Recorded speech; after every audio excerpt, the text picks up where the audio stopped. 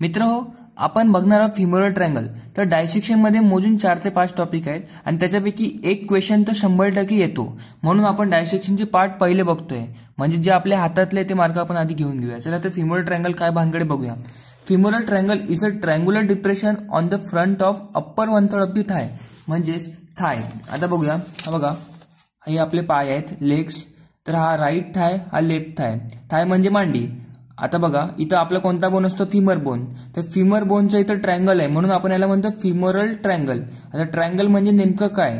आता बघा, ट्रायंगलला काय असतो? एक बेस असतो, एक अपेक्स असतो आणि साईड असतात त्रिकोणी.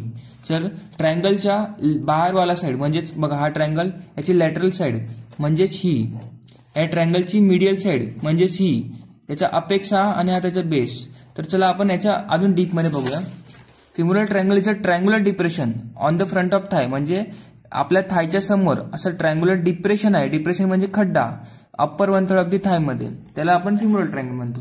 त्याच्या बाउंड्रीज मध्ये काय आहे? तर बाउंड्री म्हणजे आता समजा हा सर्कल आहे, तर सर्कलला बाउंड्री असते, ट्रायंगलला बाउंड्री असते, प्रत्येक गोष्टीला बाउंड्री असते.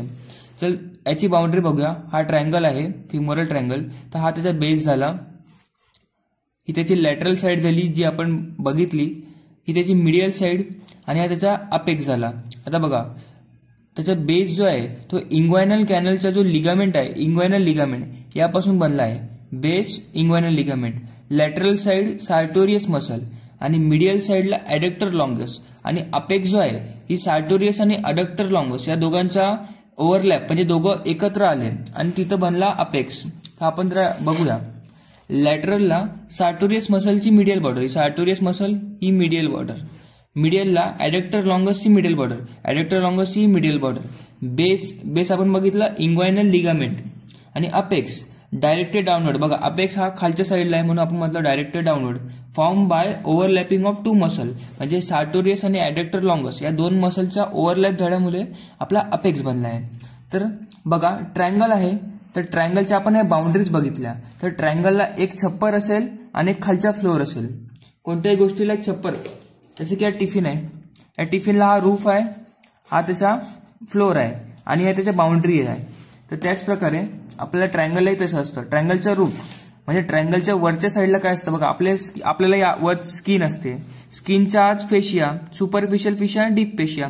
प्रत्येक कोणताही ट्रायंगल आला किंवा आपण आधी याच्यानंतर पण बघणार आहोत पॉप्युलेटेड फोसा, तर रूफमध्ये हे 2-3 गोष्टी कॉमन असतात. स्किन सगळ्यात वरती, मग त्याच्या खाली लगेच सुपरफिशियल फेशिया, डीप फेशिया, हे 3 झाले. लगेच सुपरफिशियल वरून 2 गोष्टी लक्षात ठेवायच्या. आता आपण बघितलं इंग्वायनल लिगामेंट आहे, लगेच इंग्वायनल लिम्फ नोड आणि फिमर बोन आहे म्हणून फिमोरल आर्टरी.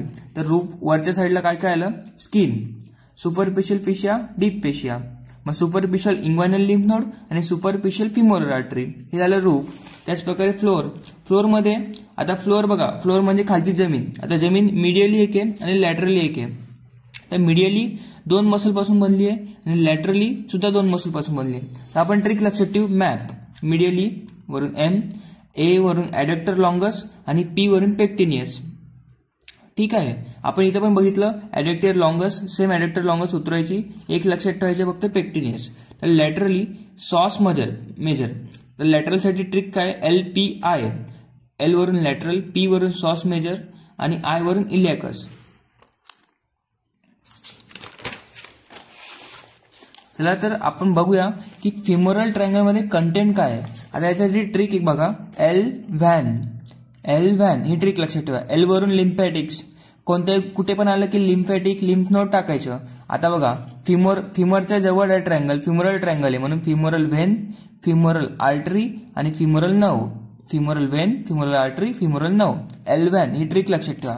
लगेच क्लिनिकल इम्पॉर्टन्स मध्ये तुम्हाला लिहायला लागतं की फिमोरल हार्निया होतो, फिमोरल पल्स होतो आणि फिमोरल आर्टरी ऍक्सेस हे होतं. त्याचप्रमाणे नर्व सप्लाय, आता फिमरच्या जवळ आहे त्यामुळे femoral nerve, femoral artery, femoral when टाकले तरी चालते. 2 लक्षात ठेवा, पेक्टिनियस मसल आपण बघितली, तर पेक्टिनियस नर्व.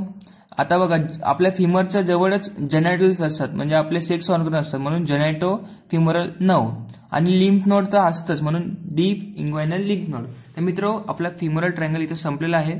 आपण पुढच्या व्हिडिओमध्ये भेटूया अजून नवीन कॉन्सेप्ट सोबत. चला तर, बाय बाय.